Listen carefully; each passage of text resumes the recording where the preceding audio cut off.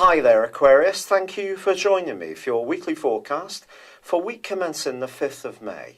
This week begins with the Sun and Mercury in the part of your horoscope still concerning your security, be it practical or emotional.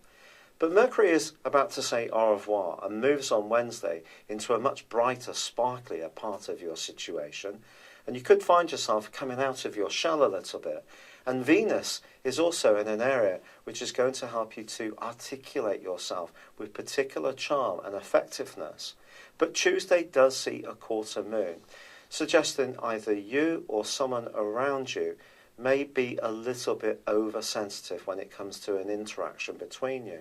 Just be conscious of this. However, I do feel that once Mercury moves, it will help you to feel more upbeat. And your sense of humour is going to revive too. And the Sun is forging a brilliant link with Jupiter, which goes on right through to Saturday. If you've got any hopes to modify your home, to work from home, or to make more money from a practical skill you have, this link could see you feeling very, very optimistic about what can be achieved. And you're right to be so. Unfortunately, there is a flood of more challenging influences in the latter part of this week. It begins with Venus going face to face with Mars. Now, Mars is in your sister air sign of Libra, and it's possible that you could have a really sparky conversation with someone, not even sure if you like them, but there may be a real pull towards them despite this. On the other hand, you may just have a bit of a confrontation in a love affair that you have at the present time. It's not insurmountable, but it could see you a little bit rattled to begin with. And part of the reason for this, I think, is going to be that the Sun goes face to face with Saturn as this week draws to a close.